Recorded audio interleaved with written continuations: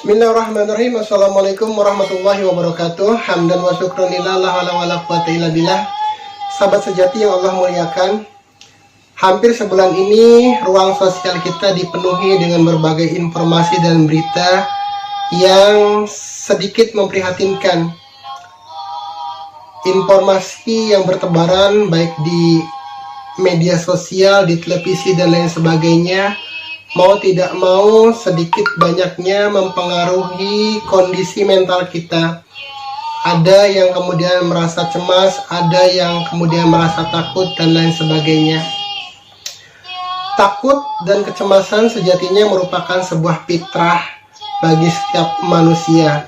Setiap kita pasti memiliki rasa takut, setiap manusia pasti memiliki rasa cemas, karena itu bagian dari dirinya sebagai kesempurnaan sesosok makhluk yang bernama manusia. Bedanya, ada orang yang bisa mengelola rasa takut ini dengan baik. Di sisi lain, ada orang yang tidak mampu mengelola rasa takut ini secara benar. Ketika rasa takut disikapi dengan benar, maka rasa takut ini bisa melahirkan energi, bisa menambah added value bagi seseorang. Contoh sederhananya, seorang pelajar yang takut tidak lulus, maka dia akan berusaha untuk belajar bersungguh-sungguh. Seseorang yang takut kekurangan akan melahirkan energi yang menggerakkannya untuk berusaha dan menutupi kekurangan tersebut. Dan banyak lagi contoh-contoh yang memberikan gambaran kepada kita bahwa rasa takut itu ketika dikelola dengan benar, maka akan menimbulkan energi dan kekuatan yang sangat luar biasa yang menjadi nilai tambah bagi seseorang tersebut. Bahkan dalam kisah Al-Quran, seorang Nabi Musa pun pernah merasa gentar ketika harus berhadapan atau dihadapkan dengan Fir'aun, sehingga beliau memohon kepada Allah untuk dapat diberikan pendamping untuk bisa berdakwah kepada Fir'aun. Seorang Nabi Musa pun memiliki rasa takut, tapi beliau mampu mengelola rasa takut itu menjadi sebuah energi. Beliau mengembalikan semua ketakutan itu kepada Allah, sehingga kemudian di akhir cerita beliau dengan Bani Israilnya yang ketika itu dicekam ketakutan karena dikejar-kejar tentara Fir'aun, Nabi Musa mengembalikannya kepada Allah sehingga menjadi wasilah pertolongan Allah, yakni dengan terbelahnya lautan. Kemudian Bani Israel bisa menyeberang, sementara di sisi lain tentara Fir'aun tenggelam di laut tersebut. Itu adalah salah satu contoh bagaimana ketika rasa takut itu dikelola dengan baik.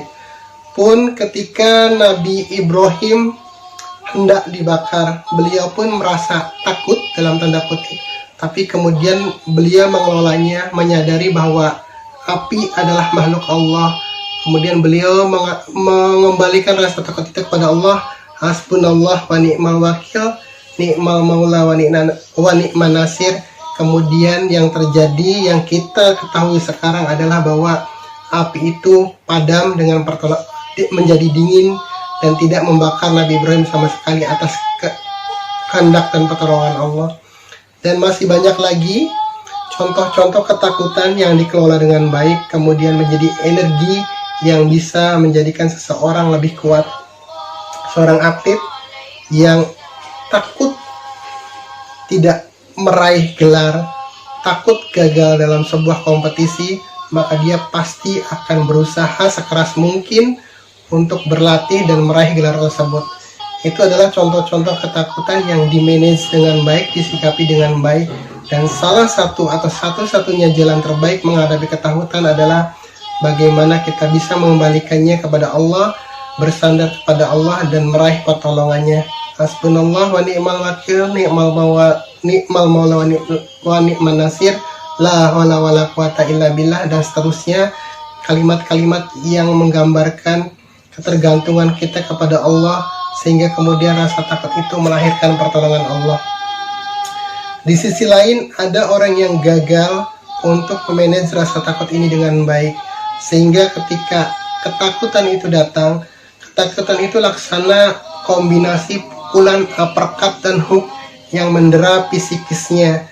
Dia tidak bisa berbuat banyak, hanya menerima rasa takut itu terus menerus mendera psikis dan mentalnya, yang pada gilirannya ketika mental kita down, ketika psikis kita tertekan, sistem imun kita pun menjadi rentan dan menurun, sehingga kemudian secara fisik pun kita akan menjadi lemah dan mudah menjadi sakit.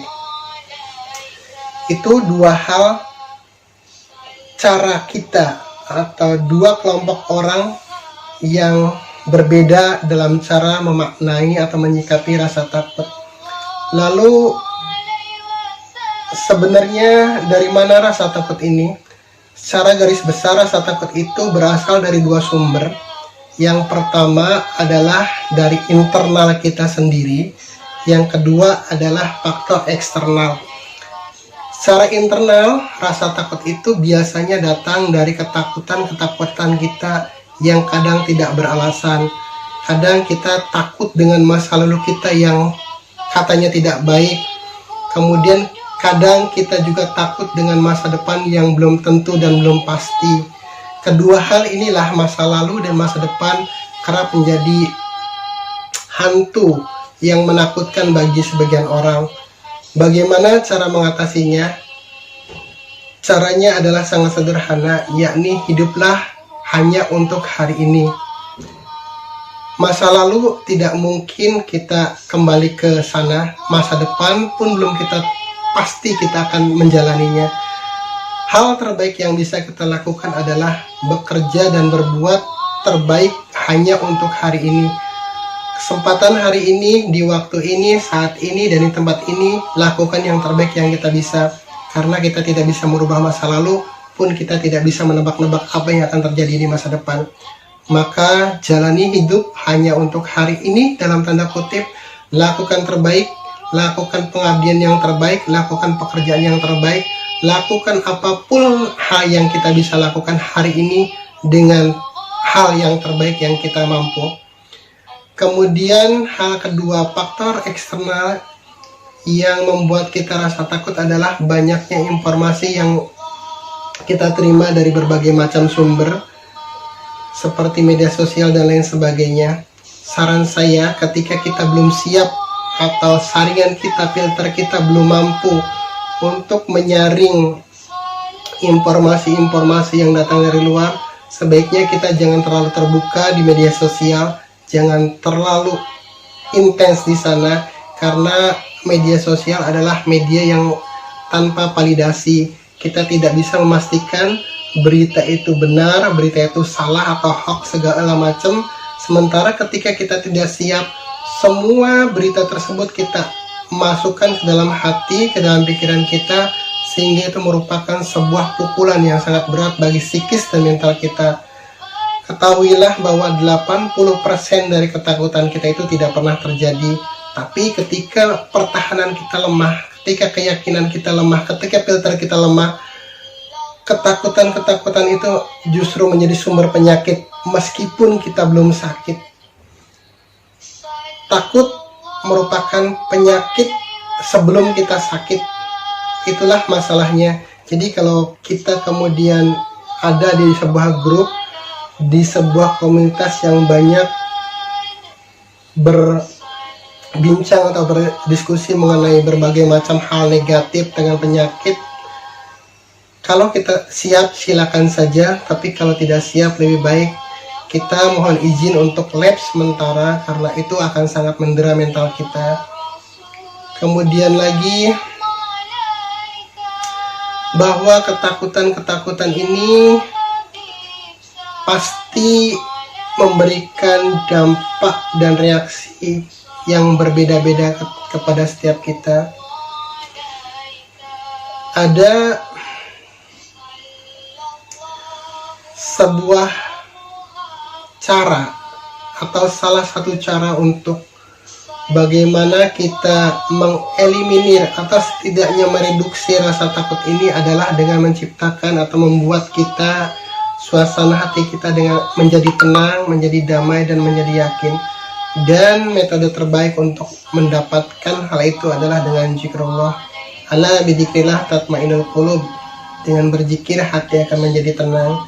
Ketika hati kita tenang, maka ini akan men-trigger pikiran kita untuk tenang, untuk bisa tenang. Kenapa? Karena potensi hati kita sejatinya adalah 82% dari total potensi kita sebagai manusia, sementara sisanya itu adalah pikiran kita. Jadi ketika hati kita tenang, otomatis akan membuat atau bisa men-trigger pikiran kita tenang. Tapi kalau pikiran kita ditenang-tenangkan, sementara hati kitanya tidak di-maintain, hati kitanya tetap belum bisa damai, belum bisa tenang, maka sangat berat bagi pikiran untuk merubah suasana hati. Tapi sebaliknya, ketika suasana hati kita nyaman, insya Allah pikiran kita akan dengan mudah terbawa nyaman. Karenanya zikir merupakan sebuah kebutuhan bagi kita yang ingin mengharapkan atau ingin menjadikan suasana hati kita nyaman. Lakukan zikir sebanyak mungkin, sesering mungkin, dan seistiqomah mungkin, karena ini adalah salah satu vaksin dari ketakutan. Zikir merupakan sebuah vaksin atas ketakutan-ketakutan yang datang mendera kita dari berbagai sumber. Ada banyak hal yang harus kita pelajari dari zikir ini untuk kemudian benar-benar membawa kita mencapai satu titik tenang. Titik tenang adalah salah satu titik milestone, bukan akhir dari zikir itu sendiri, tapi salah satu titik yang akan bisa kita capai ketika kita berlatih dengan baik. Semoga ketakutan-ketakutan yang berseliweran di sekitar kita ini segera berakhir. Semoga segera berganti dengan ketenangan kembali. Dan sekali lagi, sebagai upaya kita, ikhtiar kita untuk memproteksi diri kita agar tidak larut dalam ketakutan dan kecemasan yang berlebih, batasi informasi yang kita terima dari luar, filter masukan-masukan yang kita terima dari luar, dan kalau mungkin kita batasi juga aktivitas kita di media sosial yang banyak sekali memberikan informasi-informasi yang validitasnya, yang kebenarannya tidak bisa dipertanggungjawabkan. Kemudian secara batin juga, mari kita berupaya terus menghubungkan hati kita agar senantiasa tersambung dengan Allah. Dialah pemilik ketenangan, dialah pemilik ketakutan. Kepada Allah kita memohon ketenangan, kepada Allah pula lah kita memohon agar kita dilindungi dan dihindarkan dari rasa ketakutan yang berlebih. Dan kalaupun ada rasa takut, kita bermohon kepada Allah agar rasa takut itu bisa kita manage untuk menjadi energi bagi kita untuk lebih intens lagi berkomunikasi dengan Allah, berdialog dengan Allah, dan mendekat kepada Allah sedekat-dekatnya. Dengan demikian kita akan menjadi orang yang memiliki nilai lebih dan bisa mengambil hikmah dari ketakutan-ketakutan ini. Semoga hari ini kita bisa segera memperbaiki tatanan hati kita untuk lebih tenang, lebih damai. Kemudian kita juga bisa menyaring informasi-informasi dengan baik, memfilternya untuk kemudian menjadikan kita tetap menjadi orang yang memiliki added value di tengah ketakutan ini. Satu lagi, jangan menyebarkan rasa takut itu kepada orang-orang di sekitar kita. Mungkin kita bisa mereduksi, mungkin bisa kita memfilter, tapi ketika kemudian informasi yang belum benar, kenyataannya belum valid informasinya, kita sebarkan kepada orang lain, belum tentu orang lain bisa memahaminya seperti kita. bijak dalam berbagi informasi, sharing, dan sebelum kita sharing itu adalah sebuah kaidah yang mungkin kita bisa lakukan untuk menghindarkan kita menjadi orang yang justru menambah riuh di suasana seperti ini. Bukan berarti kita cuek, bukan kita berarti tidak peduli, tapi justru kepedulian itu kita tunjukkan dengan bagaimana kita meredam rasa panik ini, rasa ketakutan ini dengan hal-hal yang bisa membangun, bisa positif, dan bisa membangkitkan keyakinan kita sebagai individu, sebagai bagian dari masyarakat kita. Kalau kita tidak bisa berbuat banyak karena kita tidak memiliki keahlian medis, setidaknya kita jangan menambah beban mental bagi orang-orang di sekitar kita dengan informasi-informasi yang tidak kita ketahui validitasnya. Itu saja yang bisa saya sharing pagi ini. Billahi taufiq wal hidayah. Wassalamualaikum warahmatullahi wabarakatuh.